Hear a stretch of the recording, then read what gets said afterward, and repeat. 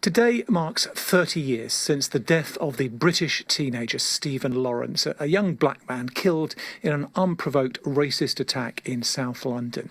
Two of his killers were jailed nearly 20 years later, but the remaining three suspects never faced justice.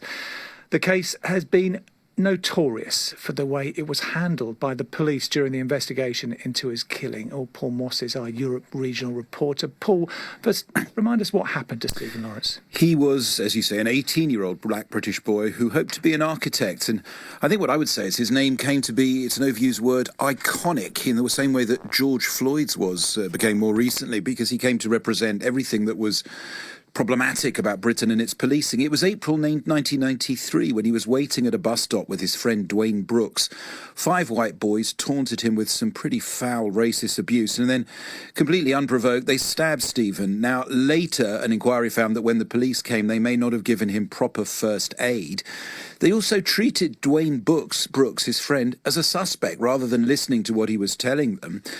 By the next day, the police had been told by various people who did it. The 5 boys responsible had a track record of racist violence with knives. They were identified, but they weren't arrested. And it took 2 weeks before the police even searched their homes. Plenty of time to dispose of any evidence. Later, one of the police officers was asked why they didn't arrest these boys, and he told an incredulous panel he didn't know he was allowed to arrest them.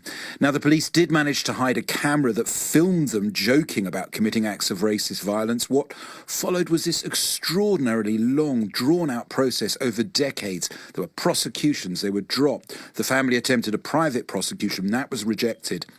Eventually, as you say, 2 of the boys were sent to prison. But this took a long and dedicated campaign. Lots of lawyers, lots of activists involved.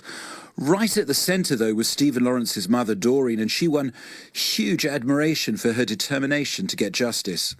When you look around within the black community, how we are treated, how crimes are investigated, we're never seen as a group of people that should have justice.